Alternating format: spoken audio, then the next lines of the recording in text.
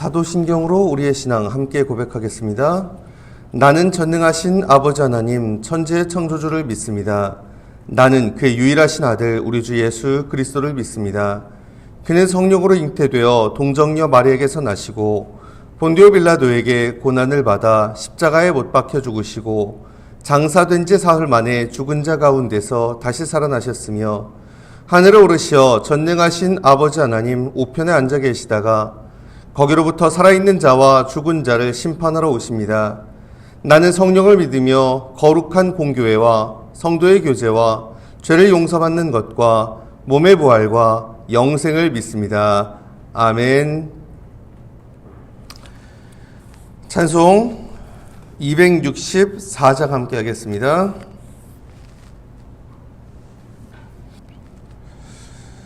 정결하게 하는 셈이 나의 앞에 있도다. 성령께서 권고하심 죄 씻으라 하시네. 찬양하리 찬양하리 죽임당한 어린 양 주께 영광 돌리어라. 우리 죄를 씻어주셨네. 나의 가는 길이 좁고 내 뜻대로 안 돼도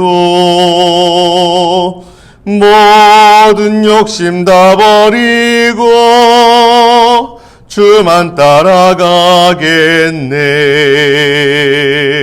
찬양하리 찬양하리 죽임당한 어린 양 주께 영광 돌리어라. 우리 죄를 씻어주셨네. 나의 마음 제단 위에 불길같이 타올라 영원토록 찬양하며 주께 영광 돌리네. 찬양하리 찬양하리 죽임당한 어린 양 주께 영광 돌리어라. 우리 죄를 씻어주셨네. 한량없는 주의 인예 나를 영접하셨네. 내가 지은 모든 죄와 허물 용서하셨네. 찬양하리 찬양하리 죽임당한 어린 양 주께 영광 돌리어라. 우리 죄를 씻어주셨네. 성부 하나님께 영광 성자 예수께 영광 성령님께 또한 영광 모두 돌려드리세. 찬양하리 찬양하리 죽임당한 어린 양 주께 영광 돌리어라. 우리 죄를 씻어주셨네. 아멘. 스가랴 12장 13장 함께 읽겠습니다.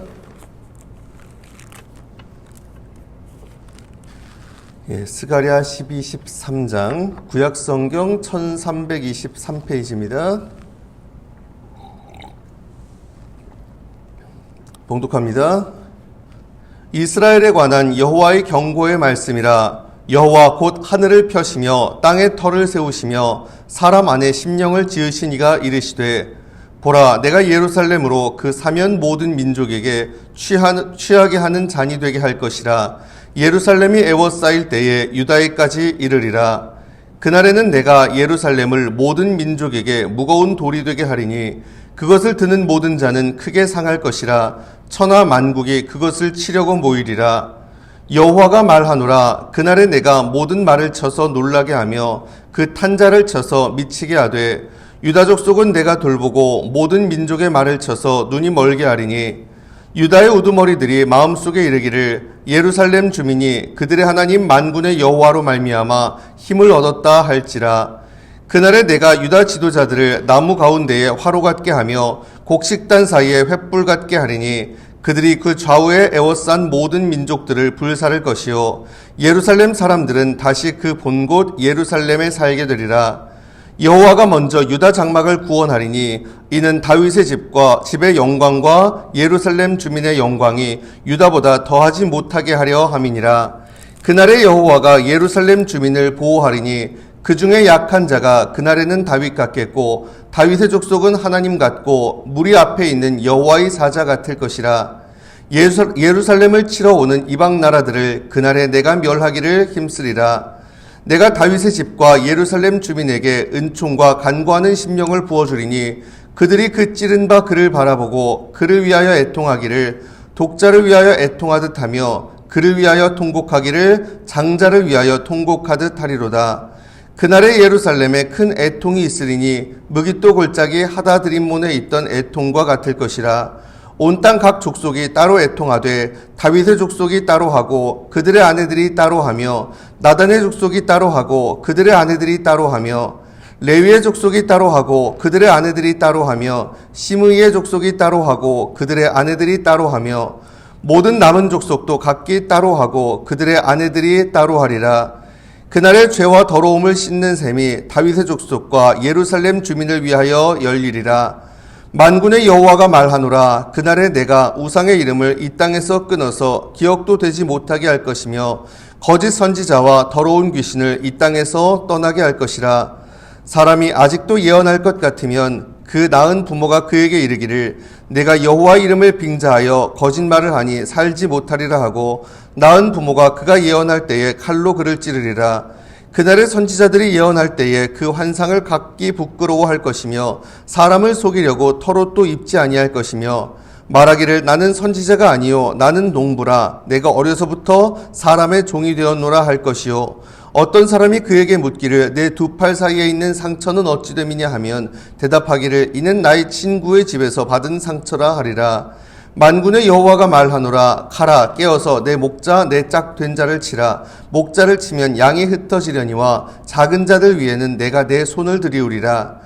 여호와가 말하노라. 이 온 땅에서 3분의 2는 멸망하고 3분의 1은 거기 남으리니 내가 그 3분의 1을 불 가운데에 던져 은같이 연단하며 금같이 시험할 것이라. 그들이 내 이름을 부르리니 내가 들을 것이며 나는 말하기를 이는 내 백성이라 할 것이요 그들은 말하기를 여호와는 내 하나님이시라 하리라. 아멘. 대림절 특별 새벽기도의 15번째 날입니다. 어제 제가 못 나왔는데 목사가 있든 없든 간에 한결같이 이렇게 주님 앞에 나와 기도하시는 여러분, 그리고 오늘도 변함없이 주님 전에 나와서 기도함으로 하루 시작하신 여러분 모두에게 주님의 은혜가 가득히 임하시길 간절히 바랍니다. 아멘. 스가랴 12장 13장 여러 가지 내용들이 이렇게 뒤섞여 있어가지고 좀 산만해 보이긴 합니다. 근데 그럼에도 내용상 이렇게 한 단락으로도 볼 수 있는 부분이기는 해요. 그래서 예루살렘과 유다, 예루살렘 및 유다와 또 다른 민족들 간의 전쟁, 그리고 그 속에서 하나님의 백성들에 대한 하나님의 구원의 역사, 또 그 가운데에서 이루어지는 하나님의 백성들의 회개와 정화에 관한 내용이 나옵니다. 자, 먼저 12장 시작이 이렇게 돼요. 이스라엘에 관한 여호와의 경고의 말씀이라. 이게 경고의 말씀이다. 이 경고라는 말, 이건 짐이라는 뜻이거든요. 원래는 짐, 부담이 될 수도 있는 말씀입니다. 그리고 그 말씀을 하시는 하나님이 어떤 분이라고요? 여호와 곧 하늘을 펴시며 땅에 터를 세우시며 사람 안에 심령을 지으시니가 이르시되, 그 말씀을 하시는 여호와 하나님이 천지의 창조주시고 또 인간의 심령도 지으셨다. 자, 그런데 그런 하나님이 제일 먼저 하시는 말씀이 뭐예요? 예루살렘과 다른 민족들 간의 전쟁입니다. 2절부터 9절까지. 자, 보라, 내가 예루살렘으로 그 사면 모든 민족에게 취하는 잔이 되게 할 것이라. 예루살렘이 에워싸일 때에 유다에까지 이르리라. 예. 남왕국 유다가 멸망하기 전에 그 수도가 예루살렘이었죠. 예. 그래서 예루살렘 또 유다까지도 포위되고 뭐 그럴 날. 그날이 예루살렘과 유다가 에워싸일 것인데, 그런데 하나님이 예루살렘을 그 모든 민족에게 취하게 하는 잔이 되게 하실 거래요. 그리고 3절에 보면은 예루살렘을 모든 민족에게 무거운 돌이 되게 하시겠다. 그래서 그 다음 봅니다. 그것을 드는 모든 자는 크게 상할 것이라. 천하 만국이 그것을 치려고 모이리라. 천하 만국이 예루살렘을 치려고 모이는데 그랬다가 크게 상할 거라는 거예요. 예루살렘으로 인해서 크게 취하고 그리고 크게 상하게 될 것이다. 4절에 보면 또 그런 말씀도 하죠. 그날에 내가 모든 말을 쳐서 놀라게 하며 그 탄자를 쳐서 미치게 하되. 그렇죠. 자, 그리고 6절에 보면은 또 말해요. 내가 유다 지도자들을 나무 가운데에 화로 같게 하며 곡식단 사이에 횃불 같게 하리니 그들이 그 좌우에 에워싼 모든 민족들을 불사를 것이요 예루살렘 사람들은 다시 본 곳 그 예루살렘에 살게 되리라. 유다 지도자들을 나무 가운데 화로 같게 하셔서, 그래서 곡식단 가운데 횃불 같게 하셔서 좌우에 둘러싼 민족들을 다 불살라 버릴 것이다. 그렇게 해서 6절 후반부에 예루살렘 사람들은 다시 예루살렘에 살게 할 것이고, 또 7절 여호와가 먼저 유다 장막을 구원하리니 이는 다윗의 집의 영광과 예루살렘 주민의 영광이 유다보다 더하지 못하게 하려 함이니라. 그리고 8절에 그날에 여호와가 예루살렘 주민을 보호하리니 그 중에 약한 자가 그날에는 다윗 같겠고 다윗의 족속은 하나님 같고 무리 앞에 있는 여호와의 사자 같을 것이라. 그날에 가면 이 유다 족속이 구원을 받고 예전 다윗 왕 때 가장 그들이 영광스럽던 그 시절보다 더 큰 영광을 누리게 될 것이다. 반면에 9절에 예루살렘을 치러 오는 이방 나라들을 그날에 내가 멸하기를 힘쓰리라. 예루살렘을 치러 오는 이방 나라들은 결국 심판할 것이다. 여러분, 하나님의 백성들이라고 어려움이 없는 건 아니죠. 그렇죠? 우리도 살아가면서 어려움이 있고 우리를 둘러싸고 있는 그 모든 상황들이 참 우리를 힘들게 하는 그런 상황들, 당연히 우리도 있을 수밖에 없습니다. 하지만 잊지 마십시오. 그럼에도 우리를 택하신 하나님 반드시 우리를 지키시고 보호해 주실 줄로 믿으시기를 바랍니다. 분명히 우리에게 말씀하시거든요. 감당할 수 있는 시험 외에는 주시지 않는다. 참으로 우리에게 주신 그런 시험, 어려움, 그 모든 것도 결국은 감당할 수 있는 것들만 주신다는 사실 잊지 마시고, 우리 힘으로는 안 될 수 있어요. 하지만 그런 가운데에도 우리를 지키시고 보호하시는 하나님 바라보고 의지하기에 끝까지 인내하고 견뎌내고 마침내 승리하는 강한 주님의 사람으로 살아가시길 간절히 바랍니다. 아멘. 자, 근데 그렇게 예루살렘과 유다를 구원하시는 날에 이 예루살렘 사람들한테 10절에 보면은 회개하는 심령을 부어주시겠대요. 10절입니다. 내가 다윗의 집과 예루살렘 주민에게 은총과 간구하는 심령을 부어주리니, 은총을 주고 간구하는 심령을 주겠다. 그들이 그 찌른 바 그를 바라보고 그를 위하여 애통하기를 독자를 위하여 애통하듯 하며 그를 위하여 통곡하기를 장자를 위하여 통곡하듯 하리로다. 그들이 그 찌른 바 그를 바라본다. 갑자기 이게 뜬금없는 소린가 싶죠. 그들이 그 찌른 바. 처음에 이렇게 보다가 예루살렘이 침략을 당했을 때 이방 민족들이 그 찌른 바 사람을 바라본다는 얘기인가 봤더니 아니더라고요. 그게 예루살렘 주민들이 자기들이 찌른 그 누군가를 바라볼 것이다. 그 누군가가 누구죠? 근데 여기 제가 보고 있는 성경에도 보면은 각 주에 이런 표현도 있어요. 예, 어떤 역본에는 나를이라고도 되어 있다고요. 나를. 여러분, 그 예루살렘 사람들이요, 자기들이 살아가면서 찌른 바두고 누군가를 상처를 줬을 수 있고 누군가를 힘들게 했을 수 있고, 그쵸? 그럴 수 있어요. 누군가한테 저질렀던 죄를 깨닫게 되고 그 찌른 그를 바라볼 것이다. 근데 나아가서 여러분, 그뿐 아니라 찌른 바, 그쵸? 나를이라고 하면 하나님께 저질렀던 죄. 사실 이게 생각해보면 분리된 게 아닙니다. 왜요? 하나님은요, 가장 작은 자 하나에게 한 것을 당신에게 한 것으로 여기시거든요. 주님은. 그래서 그쵸, 그 누군가를 찔렀다면 그 찔림 당한 사람, 하나님은 그와 자신을 동일시하신다는 거. 그래서 그날이 됐을 때 예루살렘 주민들을 구원하실 때 그들이 그 찌른 바 그를 바라볼 것이다. 그 찌른 바 나를 바라볼 것이다. 그래서 그들이 지금까지 누군가에게 행했던 그 죄악들, 그리고 하나님께 저질렀던 그 누군가에게 저지름으로 인해서 나아가서 하나님께 저지른 뿐만 아니라, 그쵸, 정말 진짜 하나님과의 관계에서도 신실하지 못했던 그런 모습들, 그것을 깨닫게 되고 그것으로 인해서, 그쵸, 애통하고 통곡하게 될 것이다. 누구를 위해서 통곡할 정도로? 독자 하나뿐인 아들을 위해서, 또 그 장자를 위해서, 하나뿐인 아들이나 그리고 집안의 가장 중요한 장손이라 여겨졌던 장자가 죽을 때처럼 애통할 것이다. 그래서 11절 보면은 예루살렘에 큰 애통이 있을 것이고 온 땅에 큰 애통이, 그 각각의 족속별로 그렇게 애통하고 통곡하고 회개할 것이다. 14절까지 말씀합니다. 나아가서 이제 13장에 보면은 죄와 더러움을 씻는 샘이 이제는 열릴 거다. 정화에 관한 이야기가 나오죠.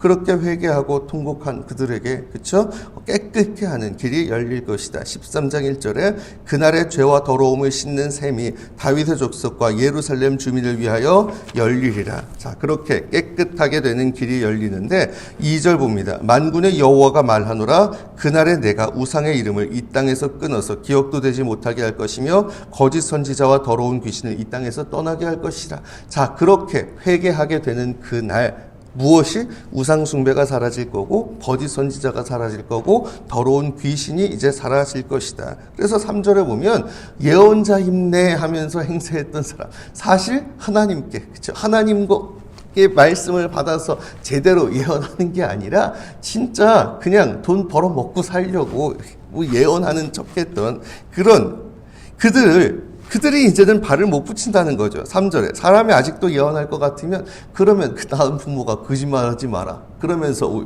극단적인 얘기일 수 있습니다만, 그리고 4절에 보면 선지자들이 예언할 때 그 환상을 부끄러워할 것이고 자기들이 지금까지 자기 멋대로 했던 거 막 부끄러워할 거고, 그래서 선지자인 척하는 그런 뭐 행동도 하지 않을 것이고, 5절에 보면 난 선지자가 아니라 농부다. 또 6절에 보면은 내 두 팔 사이에 있는 상처는 어찌 됨이냐. 이 선지자, 예언자라는 사람들이 또 나름대로 자기들이 뭔가 의식을 행하면서 거기에서 황홀병에 빠져가지고 막 자해를 하고 이러던 습성도 분명히 있었거든요. 자, 그래서 그게 어떻게 된 거냐, 그 팔의 상처. 그러면 이거는 내가 어디서 다친 거야. 이런 식으로 거짓 예언자들도 이제는 뭐 설 자리가 없을 거다라는 이야기죠. 부끄러워하고 설 자리가 없을 거고. 근데 여러분, 이거는 영적인 그런 지도자들, 영적인 어떤 그런 영적 지도자들에 관한 이야기라면 7절부터 9절까지는 목자에 관한 이야기가 나와요. 목자를 치라. 말할 것도 없이 이거는 정치 지도자들에 대한 이야기입니다.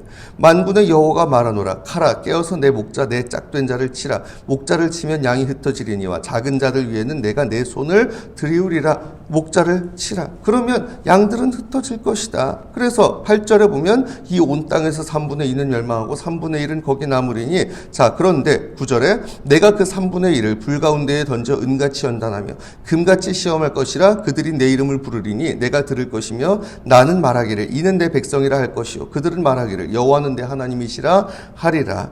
자, 똑바로 자기 역할을 감당하지 못했던 지도자를 킬 것이다. 그러면 당연히 백성이 흩어질 것이고 당연히 그 중에 3분의 2는 버티지 못할 것이고, 하지만 그런 과정들을 통해서 이루시는 건 결국은 뭐라고요? 그래도 남은 자, 하나님의 백성들 구원할 것이다라는 거. 그게 마지막 약속입니다. 이는 내 백성이다. 그리고 그들은 말하기를 여호와는 내 하나님이시다라고 할 것이다. 여러분, 하나님이 우리를 사랑하시기에 주시는 것 중에 하나가 그 회개하는 심령입니다. 그렇죠? 우리의 죄가 깨달아지는, 그리고 우리 자신의 추함을 우리 스스로 그냥 목도하게 되는, 사실 기독교의 그 구원, 그 우리의 죄를 주님께서 우리의 죄를 다 짊어지고 돌아가셨다고 하잖아요. 근데 그게 정말 믿어지는 순간이 언제냐? 진짜 내 죄가 그만큼 심각하구나. 야, 내가 이것밖에 안 되는구나. 자기 자신에 대해서 정말 혐오스러울 정도. 그게 딱 느껴지고 그 죄가 깨달아지고 그게 여러분, 그때 여러분 물론 그때 마음이 솔직히 편하지 않죠. 불편하죠. 불편하고 힘들고 꺼림칙하고 괴롭고. 근데 그게요, 여러분 그 심정이 주님이 주시는 마음이라니까요. 왜? 그 마음이 있어야 주님 앞에 나올 수 있죠. 그 마음이 있으니까 회개하는 거죠. 여러분 그거 있는 그대로 여러분 그것 때문에 진짜 야 나 이거 이러다가 어떻게 되는 거 아니야, 그런 마음 당연히 들죠. 하지만 여러분 오히려 그 마음 주신 것, 그 마음이 드는 것 자체가 하나님 은혜라는 거 잊지 마세요. 정말 우리가 전에는 깨닫지 못했던 그런 죄에 대한 거, 그리고 전에는 의식하지 못했던 그 내추한 모습에 대한 거 정직하게 내려놓고 회개하는 거, 여러분 그러기 위해서 주님께서 우리에게 그 마음을 주신 거거든요. 여러분 그때 내려놓고 정말 애통하고 회개하고, 특별히 내가 오늘 말씀에 나온 저 같은 사람 말할 것도 없죠. 영적 지도자, 영적으로 뭔가 영향력 있는 위치에 조금이라도 있다면, 그리고 또 나아가서 이렇게 여긴 정치 지도자를 얘기했지만은 뭔가 이렇게 좀 영향력 있는 부대에서 내 위치가 그렇고, 가정 내에서도 그럴 수 있겠지만은 내 주변 사람들에게나 마찬가지. 그렇죠. 내가 여기 나오는 영적 지도자나 예언자나 또 목자 같은 역할이라면 더더욱 우리 자신을 돌아보고 회개할 일이죠. 잊지 마세요. 회개는 죄를 뉘우치고 후회하면 그게 끝 아닙니다. 방향 전환까지 하는 게 회개잖아요.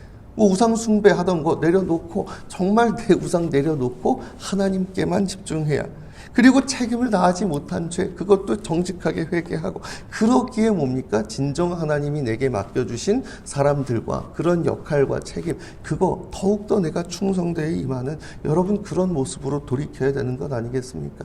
이전에 내가 이렇게 했었다, 자녀들에게 이렇게 했고, 남편에게 아내에게 이렇게 했고, 그리고 또 부모에게 이렇게 했고, 또 부대원들에게 교회에서 또 이렇게 했고, 거기에서 잘못된 것들이 깨달아진다면 돌이키는 거. 여러분 그럴 때 하나님 우리를 용서해 주시고 우리를 회복시켜 주실 줄로 믿으시길 바랍니다. 왜요? 하나님 우리를 심판하길 원치 않으시고 구원하길 원하시는 하나님이시기에, 하나님 자비로운 아버지시기에 어느 정도로 하나뿐인 아들까지 우리를 위해서 그 목숨까지 내어주실 정도로 그렇게 우리를 사랑해서 우리가 돌이키기를 원하신 하나님이시기에. 말씀 정리하겠습니다. 사랑 여러분, 하나님은 당신의 백성들을 지키시고 보호해 주시는 하나님이시고, 잊지 마십시오, 그 사실을. 그러기에 어떤 어려운 상황에서라도 그 하나님 바라보고 그 하나님 의지하면서 하나님 안에서 능히 우리가 그 모든 것 인내하고 견뎌내고 승리할 수 있기를 원합니다. 또한 그 가운데 그 과정 속에서 우리의 죄를 깨닫게 하시고, 그래서 우리의 마음이 괴로울 수 있지만 그럴 때 정직하게 내려놓고 회개하는 가운데 하나님이 우리에게 주시는 용서의 은총, 회복의 은총 받아 누리는 저와 여러분 다 되시길 이 시간 주님의 이름으로 축원합니다. 아멘. 기도드리겠습니다.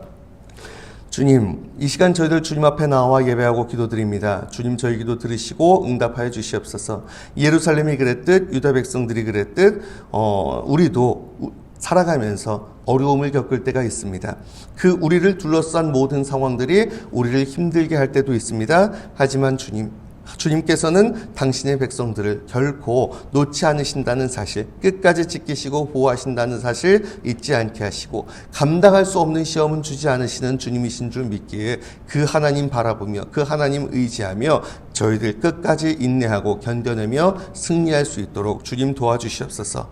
우리의 죄를 또 깨닫게 하실 때 있습니다. 그래서 우리의 심령이 괴롭고 우리 자신의 모습이 너무도 한스럽고 너무도 후회스럽고, 그래서 그것 때문에 또 괴로울 때도 있습니다. 하지만 그러한 심령 자체가 참으로 우리를 회개케 하시는 주님의 은총인 줄 믿고 그 은혜 헛되이 하지 않는 저희가 되게 하여 주시옵소서. 그런 마음이 들 때 정직하게 주님 앞에 나와 애통하고 회개하게 하시며, 그런 가운데 진정 당신의 그 하나뿐인 아들까지 내어주실 정도로 우리를 사랑하신 그 하나님의 용서의 은총, 회복의 은총이 저희에게 임해서 정결하게 하는 셈을 통해 저희가 깨끗게 되고, 저희들 모두가 진정 주님께서 약속하셨듯이 너희는 하나님의 내 백성이다. 그리고 나는 너희 하나님이다. 말씀하시는 그런 은혜가 우리의 삶의 순간순간마다 경험되어지는 복된 인생 될 수 있도록 주님 인도하여 주시옵소서. 감사드리오며 이 모든 말씀 우리 주님 예수 그리스도의 이름으로 간절히 기도드리옵나이다.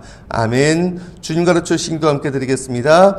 하늘에 계신 우리 아버지, 아버지의 이름을 거룩하게 하시며 아버지의 나라가 오게 하시며 아버지의 뜻이 하늘에서와 같이 땅에서도 이루어지게 하소서. 오늘 우리에게 일용할 양식을 주시고 우리가 우리에게 잘못한 사람을 용서해 준 것 같이 우리 죄를 용서해 주시고 우리를 시험에 빠지지 않게 하시고 악에서 구하소서. 나라와 권능과 영광이 영원히 아버지의 것입니다. 아멘. 오늘 말씀 기억하면서 함께 기도하기를 원합니다. 하나님, 당신의 백성들 끝까지 지키시고 보호하시는 하나님이십니다. 우리에게 어려움이 있다 할지라도 그 하나님 바라보고 의지하기에 끝까지 견뎌내고 이겨낼 수 있기를 위해서, 또 우리의 죄를 깨닫게 하시는 그런 것, 그것 때문에 괴로울 수 있지만 그런 마음이 든다면 그럴수록 더더욱 정직하게 내려놓고 회개하는 시간 되길 원하고요. 그래서 우리의 삶이 진정 회개한 삶, 회개에 합당한 열매를 맺는 삶, 참으로 그래서 주님이 주시는 용서의 은총, 회복의 은총이 우리의 삶에 또한 넘쳐나길 원합니다. 이런 소망을 가지고 이 시간 또한 함께 나아갔으면 좋겠습니다. 한 가지씩 놓고 계속해서 기도하고 있는데, 오늘은요, 오늘 말씀에 또 나왔듯이 영적 지도자도 그렇고 또 정치 지도자들도 그렇고 각계각층의 정말 진짜 큰 자리에 부름받은 지도자들 뿐만 아니라 각각의 자리에서 부름받은 그런 지도자, 또 영향력 있는 그분들을 위해서 좀 기도했으면 좋겠습니다. 참 어젠가 그저께인가 인터넷 이렇게 보다가 어떤 정치평론가가 하신 얘기래요.